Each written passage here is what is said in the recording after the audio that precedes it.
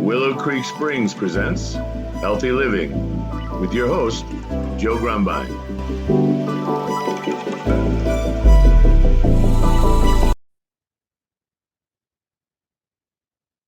Well, hello and welcome to the Healthy Living Podcast. I'm your host, Joe Grumbine, and today I want to talk about something that I think affects every aspect of health, or at least can. And, this is our third year of running this podcast, and I've had a variety of guests. I don't know, I think almost 200 guests have come onto the show so far. And we've had discussions from physicians to practitioners of all types of healing modalities to advocates to entrepreneurs, experts, gurus, all kinds of people. And I think there's one thing I've learned, and if you don't know, over the last year and a half, probably actually more than that, but over the last year and a half specifically, um, I've been dealing with and overcame a very aggressive cancer. And I tell that story in many episodes here in the podcast. And I've also sat with Dr. Robert Hoffman and discussed my treatment plan and a lot of the actions I've taken to resolve this difficult problem in, I believe, the most in the way that caused the least amount of harm. And I think that of all the people that have come on to tell their story of resilience, of overcoming difficult obstacles, I think that the one thing that we all have in common was the desire to solve the problem, the deep, passionate desire to maintain or establish or regain a healthy life.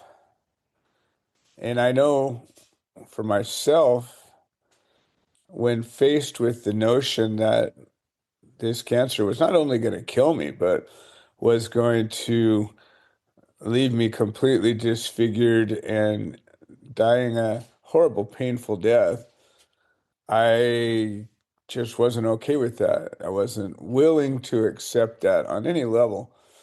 And I have lived most of my life pretty healthy, even when I didn't take care of myself well, even when I made poor life decisions that affected my health negatively, I still was pretty resilient.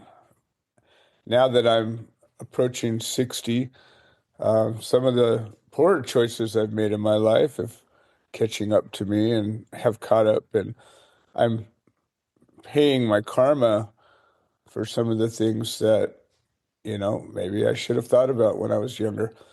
My hope is that some of the youngsters listening to this show will go, oh, wow, maybe I should listen. And it's a funny thing, because when I was younger, I was always a wisdom seeker. I've always asked people, tell me the secrets of life. Tell me what, um, tell me what to expect. And I had people tell me these answers, and I listened, but I didn't get it. And one of the things that many people told me as I was probably in my 20s, maybe even into my 30s, older people would say, life goes by so fast. As you get older, time goes by faster. And I didn't really get it because, when you're younger, things seem to take a while. You seem to be waiting for things more. And as you get older, your life is more fulfilled, more busy, more complete, and you don't have time to be waiting for things. You set things in motion, and before you know it, blink, they're there. I look back and it was 30 years ago I moved to this property and began planting the garden that became the Gardens of Hope. And that was 30 years ago. Now I'm looking at big, tall trees that are taller than I can climb up to trim. And I just go, wow, I can remember that seedling poking out of the mulch going, yeah, I think we'll let a tree grow there. And now it's this, 60-foot tall monstrosity that, I can't even climb. It's crazy. And the other thing that sticks in my mind that people would tell me is whenever take care of yourself when you're young, because the things you do to hurt yourself when you're young will come back and hurt you again when you get older. And so true, your joints and your body. If when you injure yourself when you're younger, um, those pains come back, and sometimes back in a way that requires serious attention and difficult choices to solve. As I've been going through this journey with solving the cancer problem, and as far as I know, I've solved it, and we're going to find out soon enough as I get myself to Japan and get that MET PET scan and determine for real if I have solved the cancer or not. But if I have, it doesn't necessarily change a lot of things because I have a lifetime now of making sure it stays gone. And that's going to require continuing on the path I've chosen of diet and steps that I take to not let the cancer be here. And also routine observation. I have to go and get scanned every so often to be sure. And I've learned that letting things go is not necessarily the answer. I was always the one that believed your body will just fix itself. And I believe it's possible to do that. I believe it's capable of that. But will it do it? Well, here's where it gets down to the point of this podcast. And I think it comes down to what do you really want? And I mean you, including your conscious, your subconscious, your superconscious, every aspect of you, the real you that's survived all the trauma and the issues, the real you that's there deep inside of a meditation or a prayer or a confession or whatever it is that you get to where you see your true inner self. And, for people who know me, I sit with indigenous medicines, peyote especially, and I find that that is a way that I'm able to really be in connection with my inner self, my deeper self, to be able to feel and know the things that I want, you know. And I've studied many spiritual practices and traditions. And one of the ones I studied for many, many years, almost maybe 20 to 30 years, um, had three primary keys of accomplishing things. And the third key was desire. And I think that's really important. People have always come to me, you know, to share their thoughts and problems with me and maybe seek advice or just see what I have to say about it. And what I learned to ask, and I think this is the critical question we should all ask ourselves about anything, is what is it that you want? And I don't mean, your superficial answer, oh, this or that. What do you really want? Because the things that you really want are going to be demonstrated by your actions. When I see somebody that is always negative and angry or sad or frustrated or unhappy all the time, and they said they want something that's good and positive, I think to myself, well, that's strange because you don't act like it. You say you want something, but you're not doing anything to accomplish it. And when I was hit with the diagnosis, you have squamous cell carcinoma, and I knew what that meant, as I had already seen people die from that. I've seen what it can do to people, and it hit me. This is what I have now, or had at the time. And it took a minute for it to register, but not very long, really. And after a few days, I was staring this thing in the eye and reliving the memories of the one person in particular I knew that had suffered from it. And he had this horrible tumor that had what looked like gills coming out of his neck. And I'd never seen anything so horrible in my life. And he was trying to treat it with cannabis oil, and it was just too late. And I don't think he was doing any of the things that I did in the end to solve my problem. And remember, whatever I tell you about what I did to solve my problem, I'm not telling you to do those things. I'm telling you this is what I did that helped me with the research I did and the effort I put in to solve my problem. Even if you had the same thing I have, you're not me. You have a different set of circumstances. Maybe what you need to do is a little different, but what you do need to do is put the effort in to find out. And that's how you know what your desire is. Um, as soon as it hit me, fairly quickly after a few days, maybe a week or two, I got an overwhelming sense of I want to live. I want to live, not just survive. People talk about surviving cancer, surviving diseases, and I'm just like, hell no. Surviving is not living. There's a big difference. You can survive a trauma, but then what?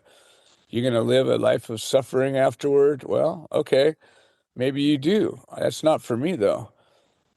My choice was to get back to a healthy body, a healthy life, and this time preserve it, this time keep it. And I think that's the biggest difference that I have between me and many of the other people. So now I have people every week that come to me with cancer.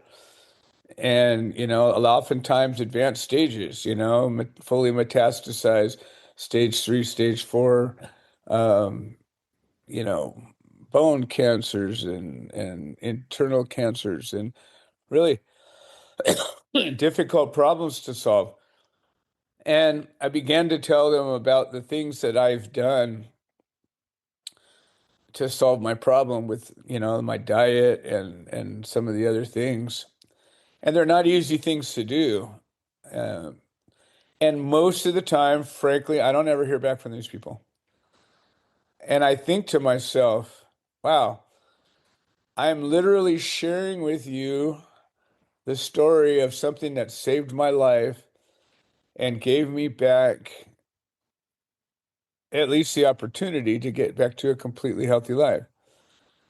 And you basically shut me off. And I think to myself, wow, I guess that's not what you wanted. And so I just want to talk about, what it is that you want. This isn't just for people dealing with cancer. This is for everybody in all aspects of life. Overweight people say, I want to lose weight.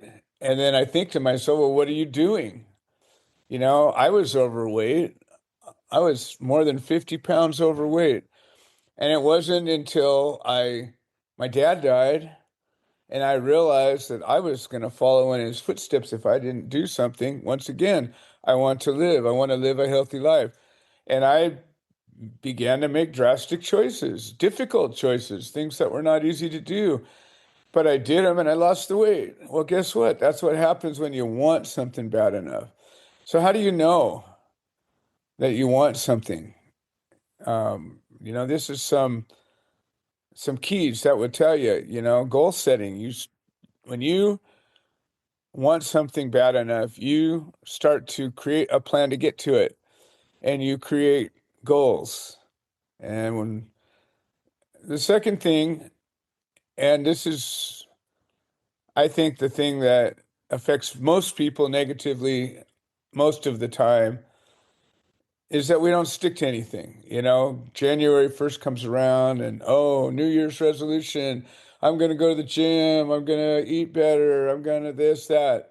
By now, February, most of the people are already done with that. Oh, yeah, I'll do that next time, next year, next whatever.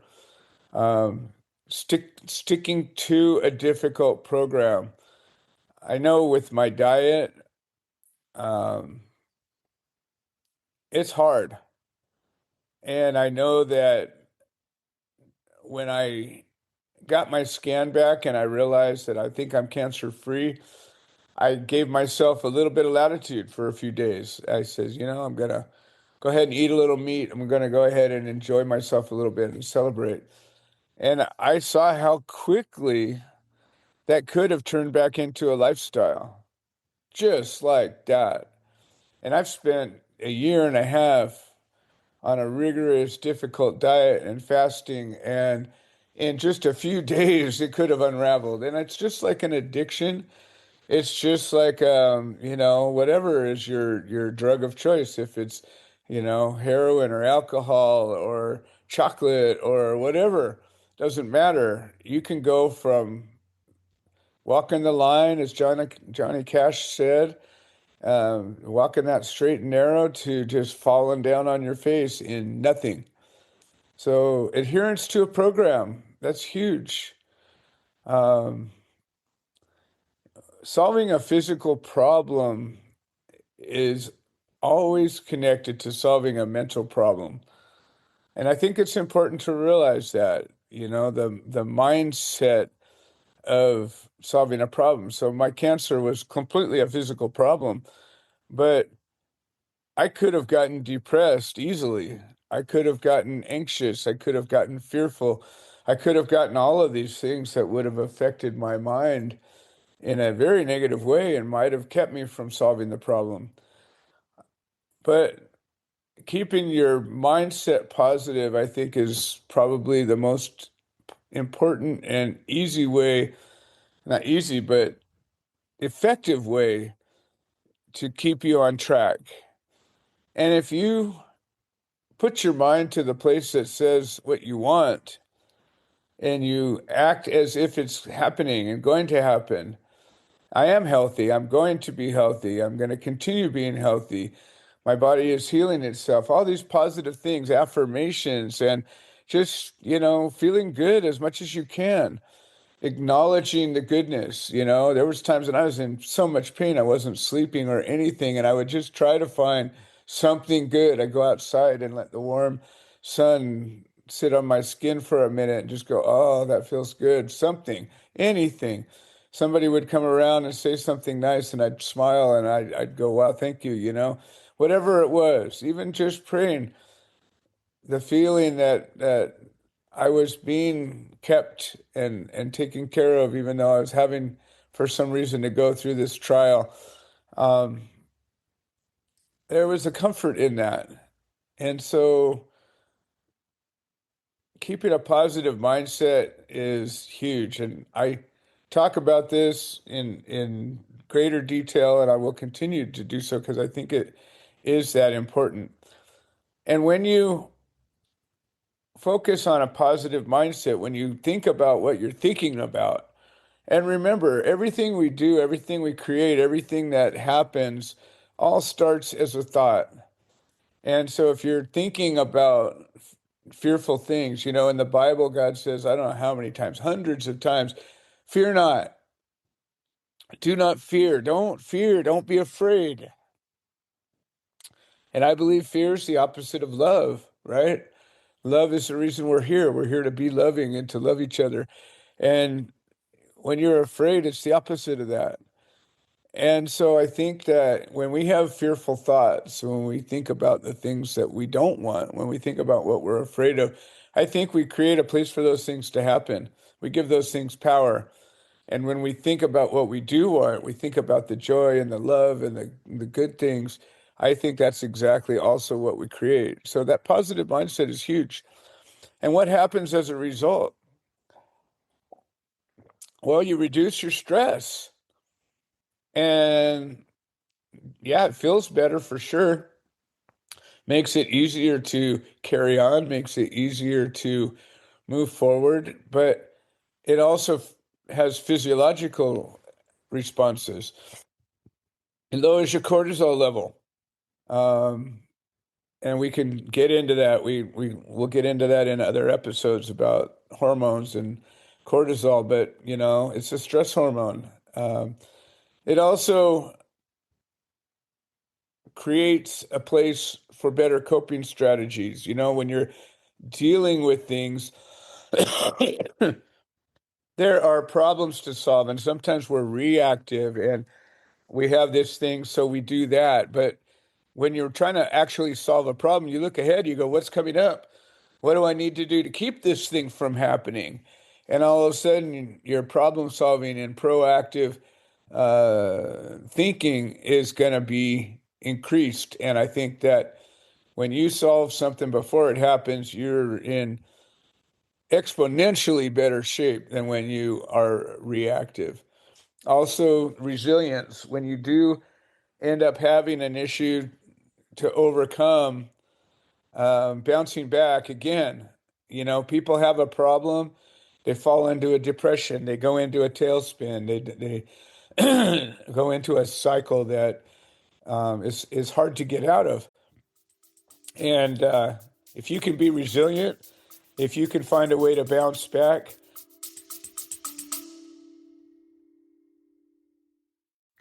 Hi, this is Joe Grumbine, and I wanted to share an update.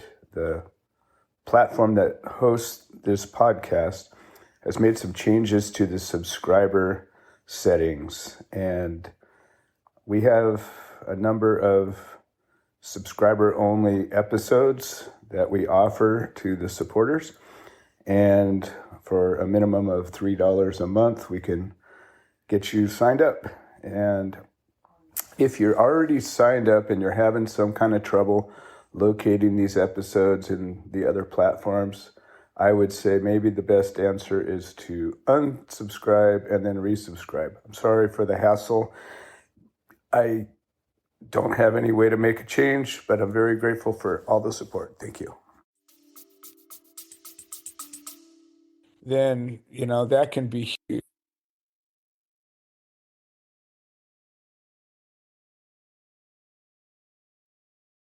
And I think that this is, critical in all of that. What happens? Well, you move more. You get involved in exercise more.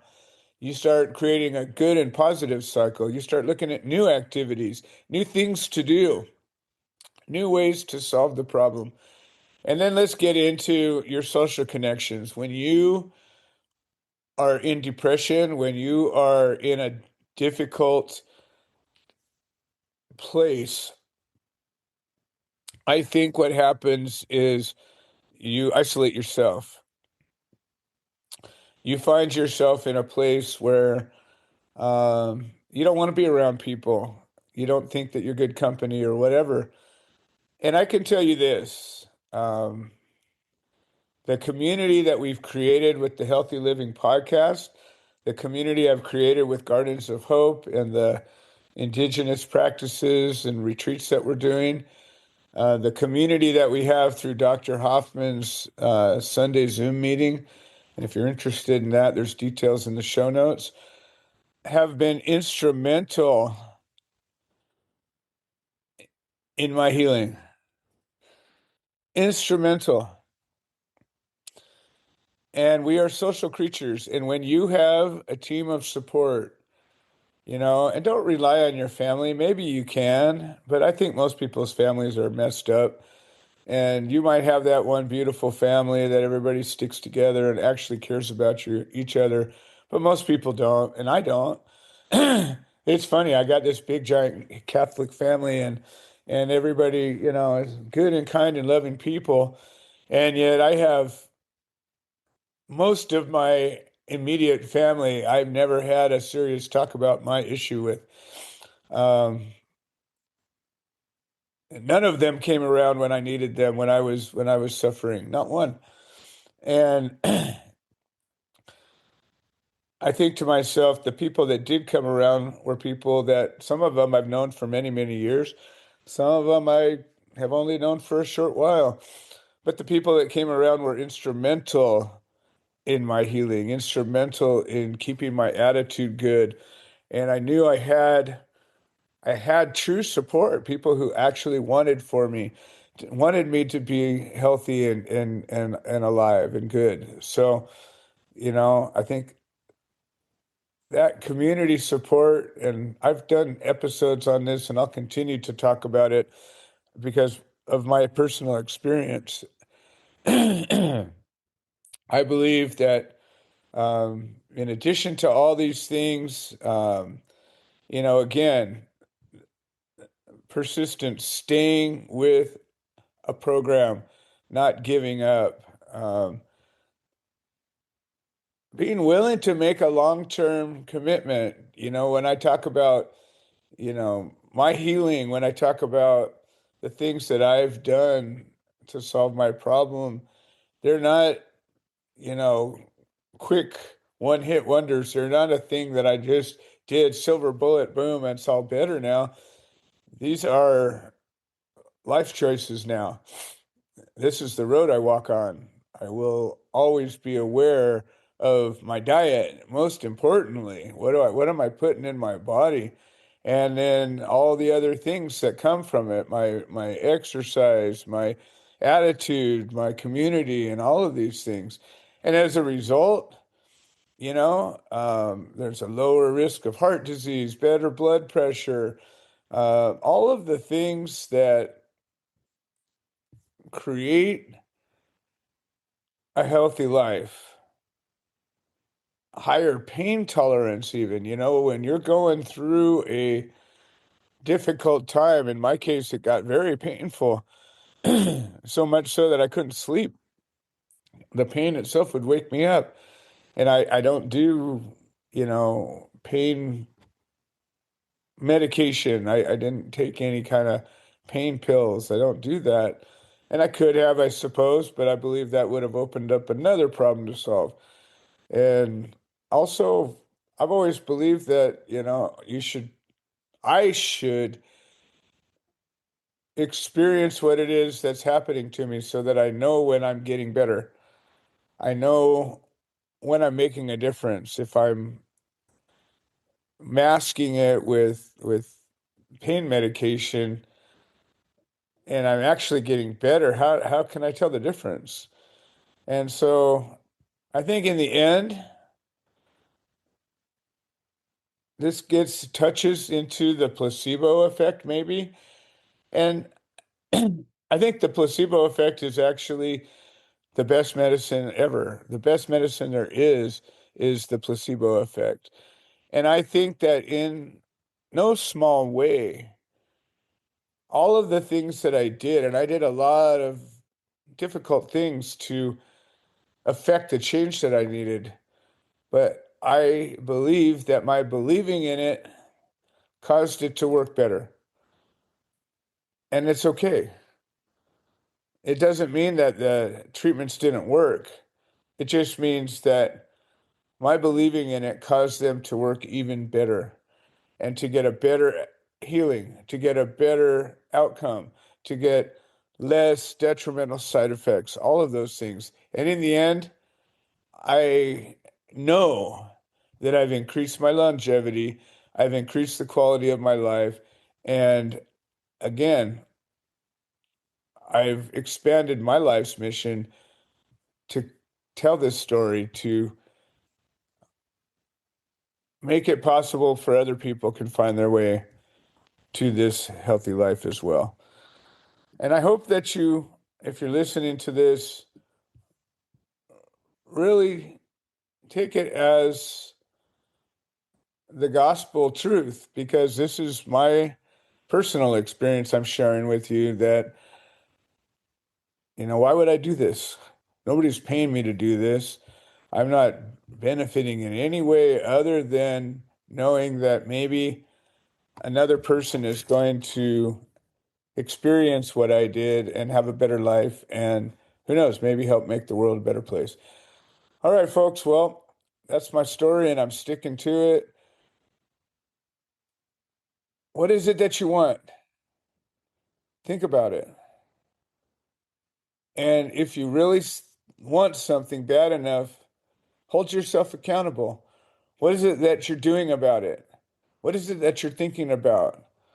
All of those things matter. Who are you sharing this with? How are you spending your time? What are you doing? You know what? Let's go find that healthy life that we're looking for. I want to thank everybody for listening today. This has been another episode of the Healthy Living Podcast. I'm your host, Joe Grumbine, and I will see you next time.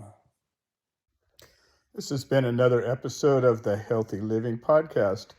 We produce this show so that people can share their stories, people that have overcome obstacles, people that are undergoing obstacles. We're building a community of health-minded individuals. If you're interested in supporting the show, please leave a review on the platform you're listening to it on. If you're interested in becoming a guest, please send an email to itsjoegrumbine@gmail.com, or you can send a note into the notes section of the podcast. All right. Well, thank you for supporting this show, and we hope you've enjoyed it.